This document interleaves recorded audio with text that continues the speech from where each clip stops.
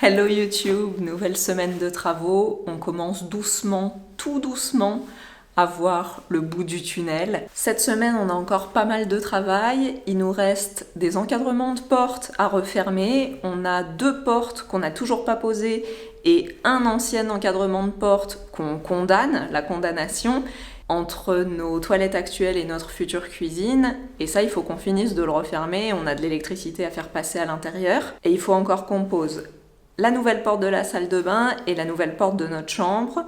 Bon, je sais pas si on aura le temps de tout faire cette semaine, peut-être qu'au moins une des deux ce serait pas mal. Là, je suis trop contente parce qu'on a reçu notre nouvelle commande Leroy Merlin. On a le ballon, mes super portes à galandage et le système à galandage. Elles sont enfin arrivées!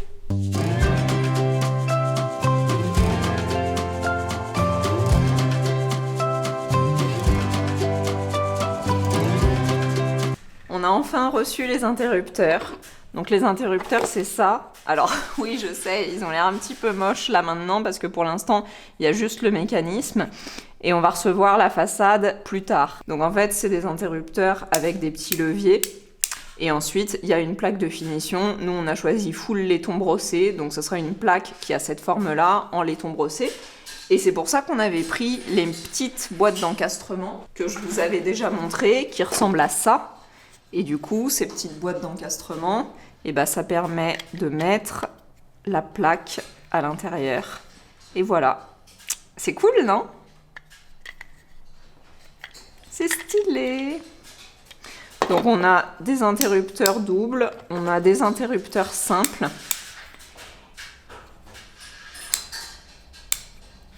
Et on a le permutateur de la chambre qui n'a pas encore été fabriqué, donc qui n'est pas encore reçu, mais qui visuellement ressemblera à celui-là, et le mécanisme derrière sera plus gros qu'un va-et-vient classique.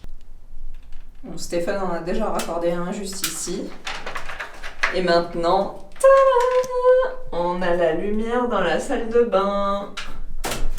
Là, on est en train de raccorder les luminaires des appliques et les circuits de lumière des appliques. Ils seront aussi connectés par cet interrupteur, donc c'est pour ça qu'il y a 2 leviers. Donc il y en a un pour la lumière du plafond et il y en aura un pour les appliques juste ici. C'est cool, non ?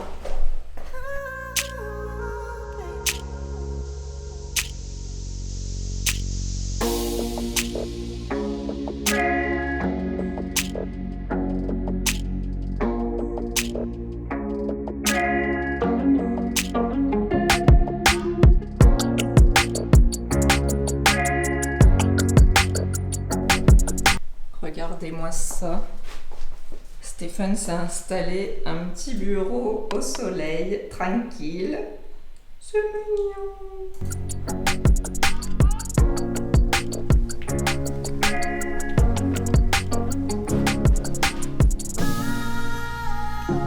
J'en profite d'être là pour vous montrer, on a eu l'idée hier soir. Donc c'est peut-être pas ce qu'on fera, mais c'est une des possibilités et on trouvait ça plutôt cool. C'était de faire en fait ce mur-là avec un plaquage OSB. Comme ça, Stéphane pourra marcher sur les murs quand il fait son sport. Et d'avoir juste le haut du mur qui soit blanc avec une toute petite corniche au plafond. On n'est pas d'accord sur le choix de la corniche. C'est pas qu'on n'a pas aimé vos suggestions sur le mur full miroir et la barre de pole dance, mais je pense que cette solution est un petit peu plus chic. On était un peu inquiets sur la manière de faire tenir ces gaines, parce qu'elles ressortaient vachement du mur, et déjà j'avais galéré à les plier.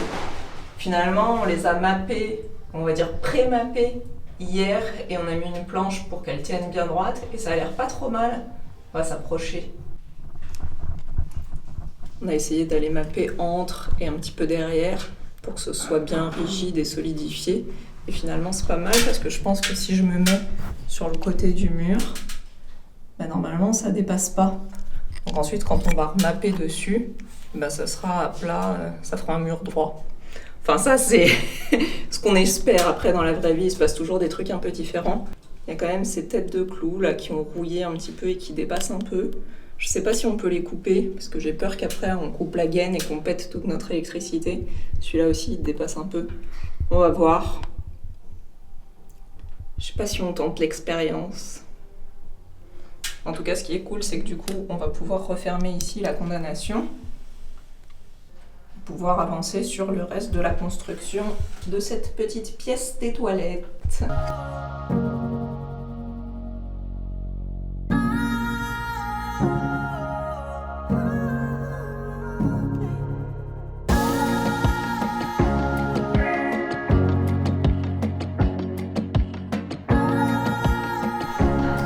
Nos plafonds, ils sont vraiment dans un sale état.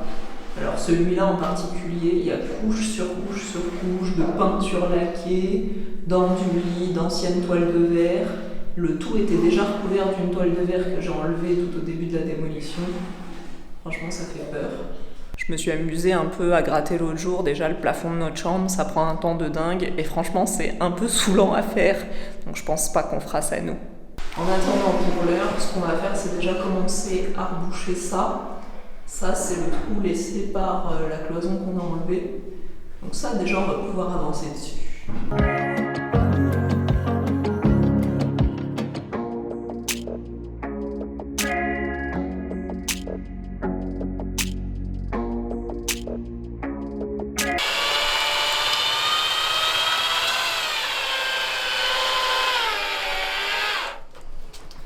Pour faire du map, on utilise évidemment le mortier adhésif pour plaque de plâtre.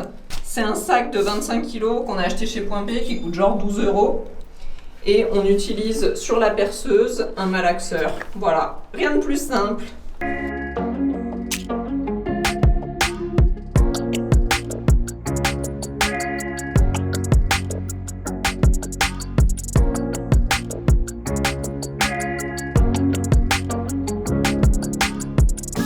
Ce qu'on a pris le temps de faire aussi hier soir avant de partir, c'était de venir enfin positionner cette plaque de BA13 à l'endroit de la condamnation de l'ancienne porte. On a eu un petit souci parce que par rapport aux mesures qu'on avait prises, elle était censée venir se caler au même niveau que l'autre. Finalement, elle est décalée parce qu'elle passait pas ici. Et du coup, ici, le montant, il est carrément à l'intérieur. Donc, on va avoir une petite galère pour venir visser cette plaque-là qui était censée venir se caler aussi sur ce montant. Donc, on verra comment on va procéder sur ça.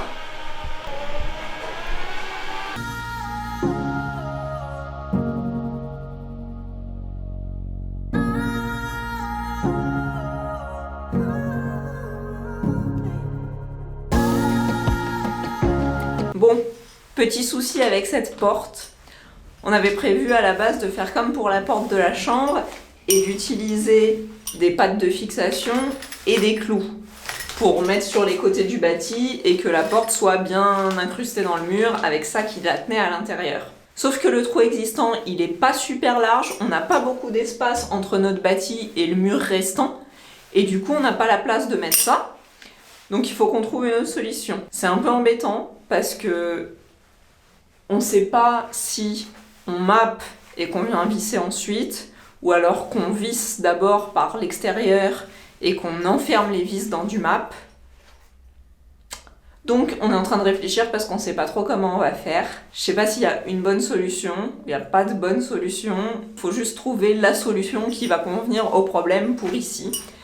Donc on est en train de réfléchir, on va voir ce qu'on décide.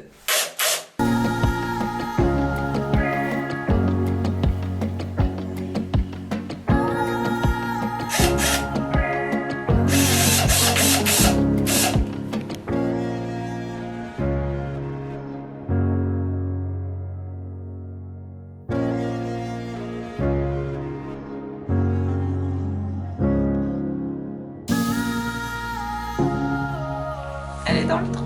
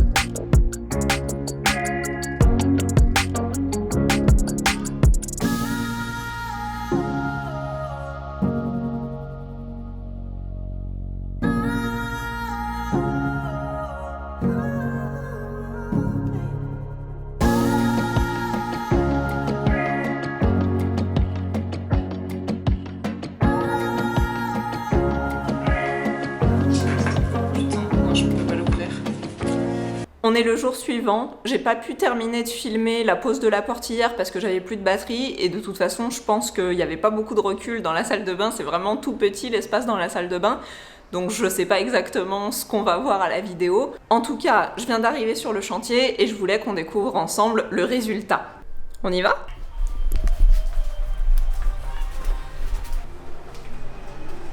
Stéphane a installé une poignée. Il a récupéré la poignée des anciennes portes. Évidemment, ce ne sera pas les poignées définitives, mais c'est toujours mieux que la poignée des fenêtres qu'on utilisait jusqu'à maintenant. Alors, la porte.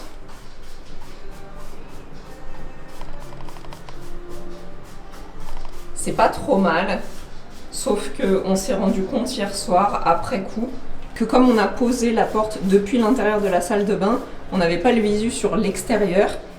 Et le bâti est pas super, comment dire, symétrique, c'est-à-dire qu'il dépasse un petit peu plus de ce côté-là que de ce côté-là. C'est pas très grave, mais bon, c'est un peu dommage.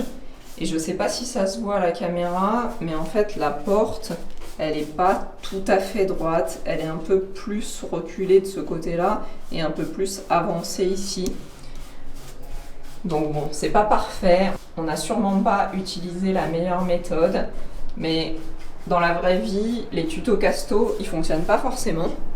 En tout cas, le principal, c'est que la porte s'ouvre. Et on arrive dans la salle de bain, toujours aussi glauque la salle de bain. Mais en tout cas, voilà, la porte est fixée, elle s'ouvre correctement. Le mur, il est mappé tout autour.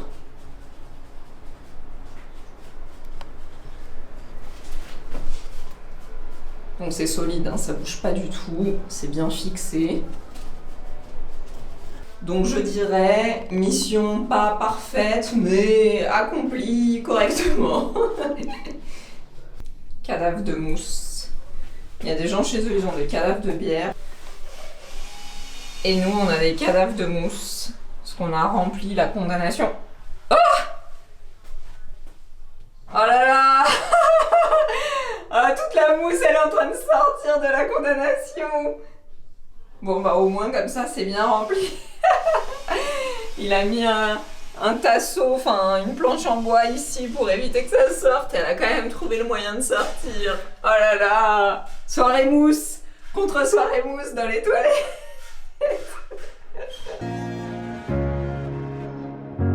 La soirée mousse est terminée et cette planche ne veut plus se décoller.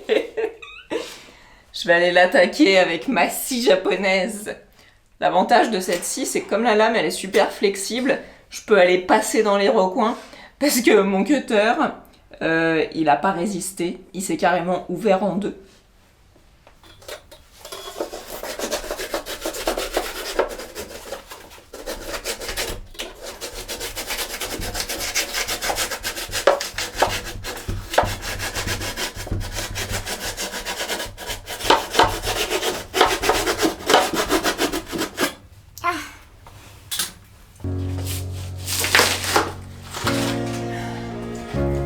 Et ben voilà.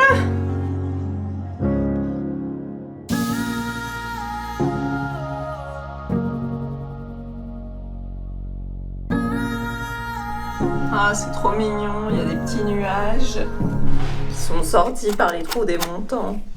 Maintenant, on va pouvoir poser la petite plaque de BA13 ici, en n'oubliant pas de faire les trous pour les prises. Je les ai dessinés là, comme ça je m'en souviens. Parce que ça, c'est le genre de truc que tu oublies trop facilement. T'es pris dans l'action, tu poses ton BA13, et tu te dis « Oh non, il y avait des prises qui passaient par là !» Donc, aide-mémoire.